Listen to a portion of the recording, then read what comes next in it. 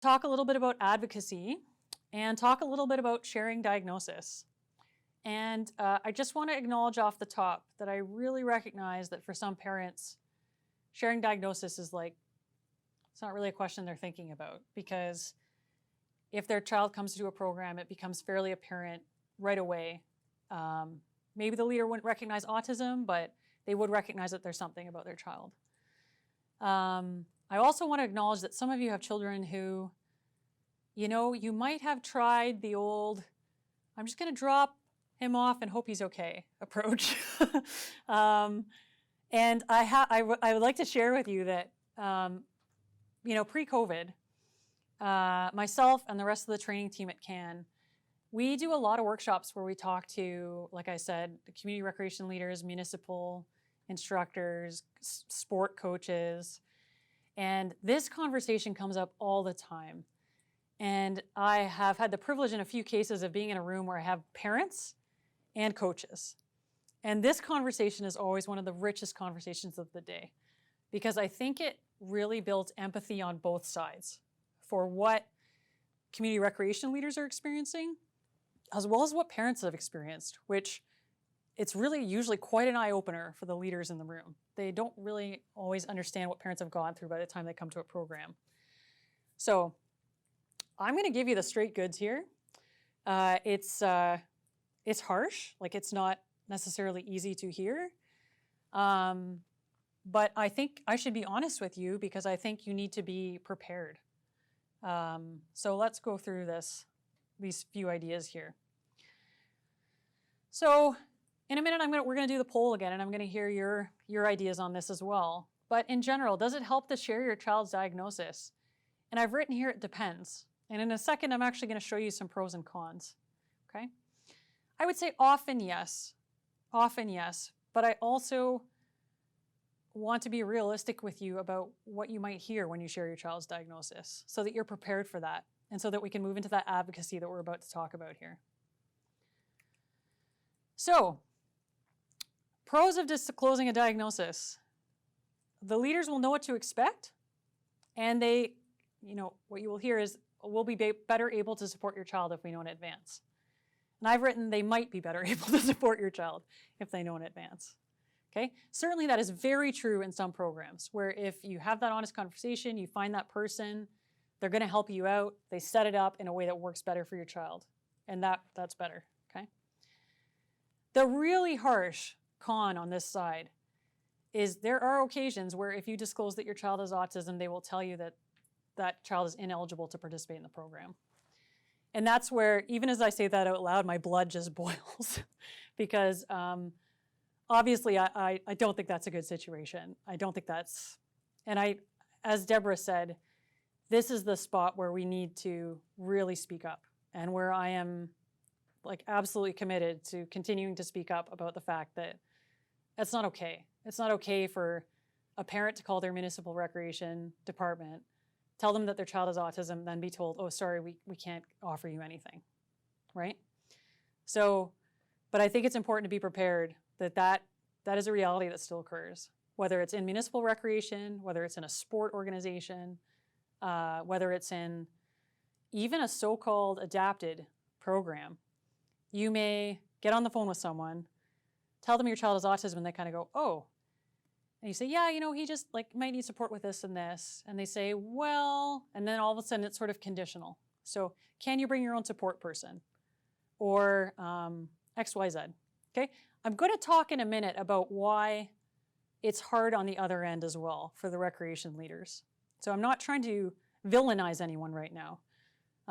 But I do think that this overall problem we need to acknowledge as a problem.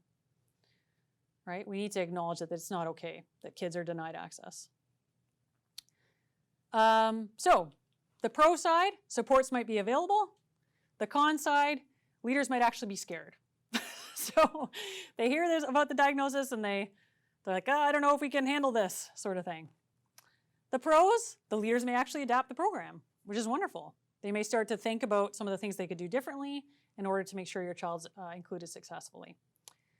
The cons, the leaders may prejudge your child, and I've written in brackets there, in all kinds of ways.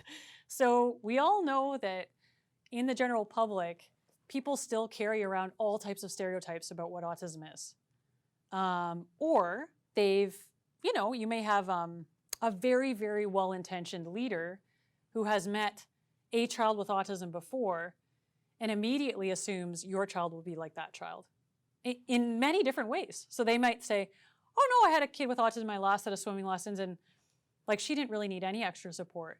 And you're on the phone saying, my child will need support, right? So, they may prejudge your child to look like other children they've seen in the past. One of the pros of disclosing diagnosis is you don't have those kind of like awkward conversations later. Again, I want to acknowledge that for some parents, this is not a choice, that the diagnosis is always disclosed. But let's hear from those of you who are still awake. Do you usually disclose your child's diagnosis? So I think we've just discussed some of the reasons why people make these decisions.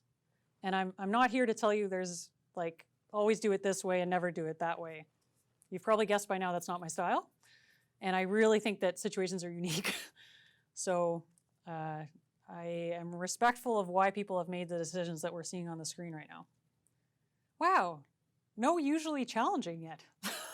Remarkable. Okay, let's look on the next one here. What happened when you disclosed/didn't disclose? So in this opportunity, it's hard to do these questions with the poll format, but basically, if you could use a word or two to summarize how it went, or three, let's hear some of your responses. I was refused registration, understanding, empathy, support, and lack of support. Yep, absolutely. Hesitation by the leader, surprise, yep, dismissed, oh, that's too bad. Excluded. Wow, that's a pretty powerful word bubble that we have happening here. Misunderstandings, absolutely. So, selfishly, I'm just going to tell you, one thing I want to do with your responses, because they're anonymous, is take a screenshot of them. And next time I'm talking to a group of coaches or recreation leaders, I'm going to show them some of the things that parents tell me in your own words, because this will help to build that understanding of what your experience is like as a parent trying to access programs. So, amazing diversity in these responses, right? I see things that are extremely positive. I was supportive. There was compassion, empathy, right? All the way through to the exact opposite experience. Lack of support, victimization, excluded, dismissed, left out, judged, encouraged to go elsewhere. Ugh. Okay? So that reflects the reality of what we're talking about right now. There's some it's really difficult, okay? And this to me also really reflects that the reality of the diversity of leaders that I was talking about. So, if I had you in front of me right now, I would poll you on how many of these experiences, positive experiences, happen to you in a so-called adaptive or inclusive program, because I think I'm 100% confident that it happens in those programs as well. Okay? Great. Thank you, everybody, for your honest responses to that question. And as I said, patronized. Ugh. I will be passing along your perspectives. Because almost overwhelmingly, when I have this conversation with recreation leaders, someone always brings it up. At some point in the workshop, we're not even talking about this, and someone puts up their hand and says, I have this kid, and I'm sure that he has autism, and the parents didn't tell us, and it would have been so much helpful if we could have known in advance. And I understand. Why does the recreation leader ask that? They're asking that because, they're a person who's really trying their best.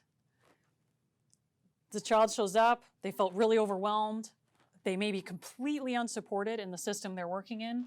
So what I mean by that is, they may have gone to whoever their supervisor or leader is, and that person sort of went, I don't know, right? Or kind of went, oh, the kid, well, why is the kid here? Worse, right? So that's where those comments about, like, I just wish they had told us in advance tend to come from. Either that, or sometimes they actually have another option they can point you to.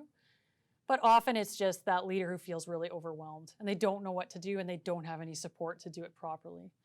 So this is where that piece around parents, and I know you're tired and I know you have to do this in every single avenue of your child's life.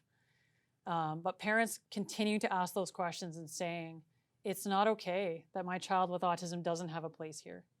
You know, there's got to be something, right?